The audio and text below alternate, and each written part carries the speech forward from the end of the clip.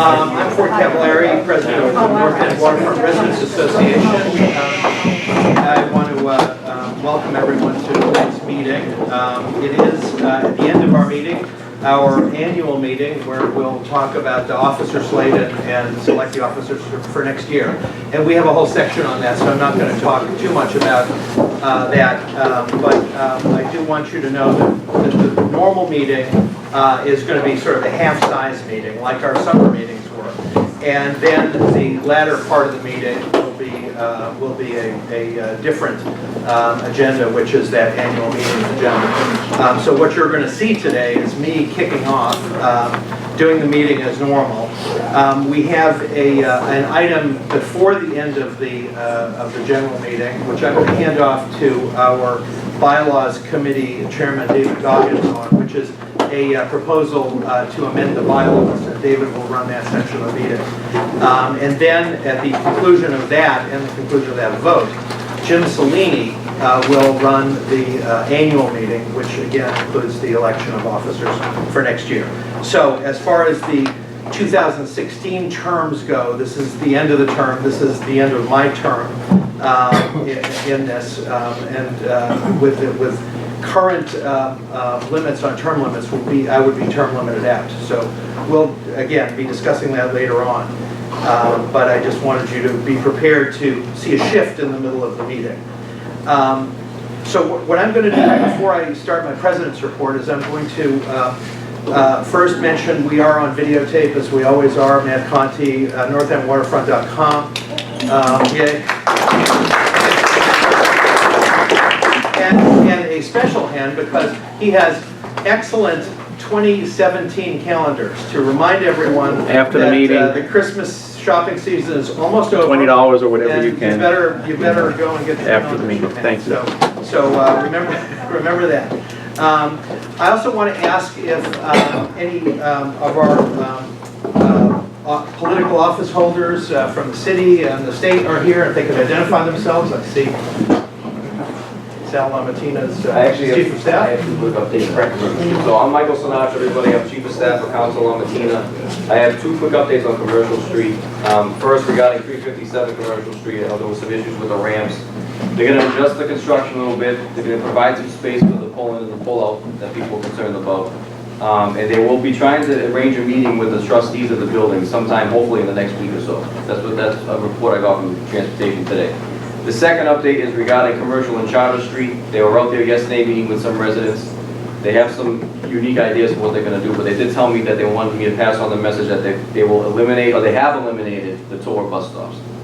So, yeah. So, that's all the information I have for now. Fantastic. Any questions? Where are they going? Wherever they found it. I don't know. Yeah, I don't know. I don't really. Okay. Thank you very much. Thank you. Other folks from the city and the state? My name is Juan Hanabijo. I'm here with the Center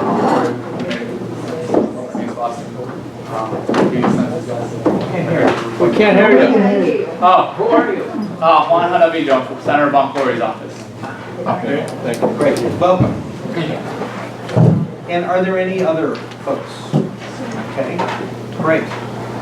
Well, I do have a couple of updates on the President's report. I did want to mention, I don't know how many of you have been tuning into liquor licensing and last week's meeting of the licensing board. The licensing board has been doing this sort of Bill Belichick hurry up handing out of licenses, and we published some materials on the website and distributed them to the city councilor to make sure that we noted our objection to the speed at which the process was proceeding. And we also showed some statistics that the North End is saturated with liquor licenses, which was something that I was suspicious that potentially the folks at the liquor licensing board weren't really, cognizant of. I had reviewed some of the data that they publish, and they had failed to count 3 of the beer and wine licenses that were awarded over the summer in their total count of liquor licenses, so they were undercounting Boston, or the North End's liquor licenses. And so we put some material up, sent it over to them, sent it over to city councilors, just to set the record straight. I know that a lot of you have also said things to city councilors and other city officials about this, because we are a densely populated neighborhood, the most densely populated in the city, and we have the 3rd highest license concentration in the city, and I think the same 3rd highest concentration of liquor seats in the city, and it's a lot of concentration and density for one neighborhood to have, and for the licensing board to keep putting new licenses in. We thought was a bit of an issue, particularly since there had been about a 10% increase over from about a year and a half ago to now. So the good news is, in all that, and all the efforts that you guys participated in, the things that we tried to support, the licensing board decided that the North End wouldn't get any more licenses this go-round. This go-round was mainly affecting the North End, a conversion round where folks who had regular licenses might be able to upgrade to full liquor licenses. But what happens is, like last year, 3 of those happened, and then the beer and wine licenses got recycled back into the North End, hence the net increase of 3. So we're not going to have that effect this year, although some more licenses still may come in. We have to be ever vigilant. But I think it's been useful to begin the dialogue with the licensing board. And, you know, numbers don't lie, and we've just been trying to be honest and show them what the numbers are. And fortunately, a couple of our city councilors took that to heart, and they thought this was a really important issue to get behind. So here we go. And the licensing board did the right thing, and I just want to say that, you know, city government can work, and this is a good example of the licensing board listening to the people. Even though, as I noted in my bit of a rant on our website, that the licensing board denied both NEWRA and NEWNEC the opportunity to vote on all of these 5 license applications, the ones that were not awarded to the North End, but there were 5 applications. None of the associations got to vote on it, and I thought that was a shame. And hopefully we'll get that rectified next time around too. That's the main update that I wanted to share with everyone.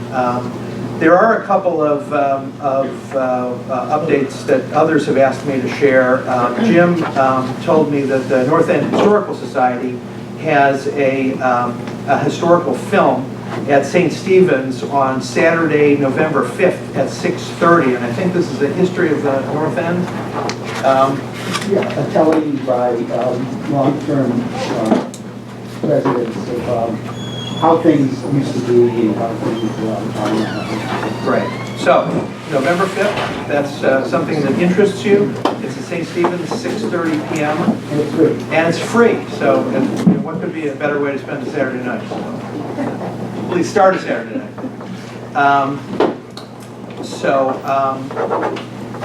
The last thing well, I guess when we get to the annual meeting, you'll talk about the ballots. People have probably noticed you have 2 ballot packs, one with skeletons and one with a haunted house. The haunted house is actually for the 2 voting items that we'll have in the regular meeting. You should also, some of you should have, the ones who are eligible to vote in the annual meeting, should have the skeleton pack, skeletons for the election. No particular symbolism to the fact that there are skeletons on that. But I just want to make sure everyone was aware of what's going on with the ballots. With that, I'm going to go around for committee reports. Let me start, because I know Robin wanted to give a rather fulsome update for Parks and Open Space. Hi, everyone. As usual, our Parks and Open Spaces meeting, the next meeting will be Tuesday, November 1st at 7 p.m. At the Mariners House. Anyone that's interested in particular in saving the trees in the North End or maintaining the trees that we have and making sure our parks are clean and safe. We're getting the parks to be clean. And particularly in, if anyone has any interest in the Prado, the Paul Revere Mall, and making sure that gets renovated and is safer and cleaner. Please feel free to come to our Parks and Open Spaces meeting. I have two announcements. One is an update. Last meeting we had Lucas Cowan and Jesse Brackenberry from the Greenway giving a presentation about one of the pieces of art that will be in one of our North End parcels in the spring and summer. And someone asked a question about how large the sculpture would be. Jim Cellini did. Thank I you. saw the answer to the Great. I wanted to make sure everyone. It's about 10% of the square footage. Exactly. It's really not that large at all. It's a large sculpture, but in terms of square footage and as a percentage of the open space, it's not that big. So it is, the artist is Meredith James. It's going to be a forced perspective sculpture that will trick the eye into making one person on one side of the sculpture look very small and another person on the other side look very large, even though they're on the same plane. So it's going to be a lot of fun, and we're all looking forward to that. But I did want to follow up with that information, so thank you for asking that, Jim. And there is a sculpture currently on the Greenway parcel that's right in front of the North Bennett Street School. It's called High Tide. It was done by an artist who's also a professor at UMass Amherst. And she's conducting a focus group for anyone that's interested in public art and climate change. She's really interested in how public art can move that conversation along. And she has an open invitation to anyone that wants to be part of a focus group on public art and climate change to attend an event on Saturday, October 29th from 10:30 to 11:30 at the North Bennett Street School, so right near the sculpture, and they will be using the sculpture as a way to start the conversation. She's really interested to hear what people have to say about her work and climate change, so if you're interested at all, please come to this event. Snacks will be provided. And if you have any additional questions about that, feel free to contact me, or anything else that you have questions about parks, feel free to contact me. I can be reached at robinr@newra.org, so ROBYNR @NEWRA.org. Any questions about parks? Hey, yeah, Robin, just on the follow-up to the Prado, will that be primarily at the open space meetings, or will they come to the larger community meeting when you start talking about the improvements over there? I will definitely bring that to the larger group when we have any updates. Okay. Right now, we're just regrouping about the Prado. We had focused on the tree inventory earlier, so I will bring that information. Yeah, that'd be great. I knew that park had been awarded for the design to move forward. I will bring information with me. Robin, hi, this is Gordon about the tree inventory. I went to the report, and I'm going to go right now. A dead tree in the Gassy, I don't know if you noticed it, across 140 with Lafayette Ave comes up, there's the ramps, like the staircases that come down. Okay. There's a dead tree. There's two right on the side of Prince Street, and one of them is dead across my house. Thank you. It's right across 140 Prince. Great. Next to the garage? What? Next to the garage? Yeah, there's like a few trees there. One of them is- Great. Thank you. We can update our map that we made a map to. Limbs are falling, I've noticed in the wind. So that's dangerous. As you fell, And Sal Lamatino, who's very interested in this project and is supporting us, he and the city recommended that if you do see a tree that might be dangerous at all, or if it's dead, do the 311. Oh, yeah, do that. Yep, take a picture of it and send it to the city. But thank you for letting me know. We will update our map. Are they responsive when that happens? They are. There's actually a category on the 311 app for trees specifically, so you can use that. And Sal was very responsive on, responding to our tree inventory. We got a bunch of those trees replaced. Sal is, of course, the chairman of the Parks and the Transportation Committee. Now, that helps a little bit that he's now chairing the committee. But, so there is a mechanism. And that's great. Now, the sad thing about some of the new trees planted, though, is there have already been some of those new saplings that have been broken. So if you see any trees, new or old, that are broken, please, use the opportunity. Yep, or let me know. Do you have a question? Thank you. Great, thanks. I think it's time to move to the ZLC committee. Victor? Okay. Well, I guess perhaps we had a ZLC meeting on September 27th. September 27th, perhaps I can remind people, ZLC meetings are on the fourth Tuesday of the month. There were 2 items on the agenda, 65 Atlantic Avenue, which is here for a vote tonight. It's Steve Evangelist, who is the 40-year owner of Golden Goose, proposes a coffee shop with takeout at 65 Atlantic Avenue, which has been vacant for some time. It is in a multifamily residential district, which surprised me because there are lots of businesses right there. Therefore, the use is forbidden and a variance is needed. The second item that was on the ZLC agenda is 17R Clark Street. That is a project that involved the remodeling of 2 adjacent buildings, but basically treating them as one building, 3 units each. It was gather as of right because it hadn't come before NEWRA prior to that. But at the very end of the line, he needs relief from the Board of Appeals to put 6 air conditioning units on the roof, condensers on the roof. The alternative would be to put them on the face of the buildings that nobody in the area wants to see happen. They are small units and 3 on each roof.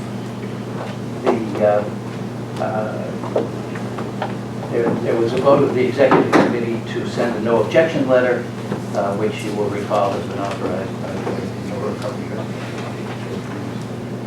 because there were no butters or others at the ZLC meeting with issues regarding that. The ZLC meeting to come would be October 25. There are no items yet on the list, no items to be heard. I actually will be out of town on the 25th, so I hope that no items come up that they know that. If they do, I hope they're not time sensitive and that they need to get into the procedure in order to be handled prior to Board of Appeal or licensing board hearings. If they have to be heard, I hope that someone can cover it for me. And that is the CLC report. Excellent. I have a question for you, Victor. You mentioned the 17R project as believing that it had started as a right project, but then they needed potentially a vote. I'm curious how many times that happens, that something like proceeds as of right, and then all of a sudden we found out it needs a vote at the end. Because I'm just curious, and I'm also curious if there's anything if residents are in a situation where they see construction starting and they didn't know that there was going to be construction, is there any procedure that you would recommend they do to make sure that it's valid construction? Well, look at the building permit, which should be conspicuously presented, and call ISD. To the first question, I can't remember this. I probably did, but if I can't remember it, it wasn't significant. And this one doesn't seem to be. Yeah, it wasn't. Great. Okay. Thank you. Thank you. I want to circle back to membership and see if there's an update from the membership committee. We continue to get new members, and we actually have a new member here tonight, so welcome, and that's my report. And an equally short report is going to be the public safety report, because David Marks unfortunately can't be here tonight. So there will be no public safety report except for me telling you that there is, David Marks gave me a link to his written report that I'm going to put up on the NEWRA website. And I believe Matt also publishes what David writes, so you've probably already read it if you're a crime report aficionado. But if you haven't, we'll put a link up to it on the NEWRA website as well. So that concludes, I think, our report section.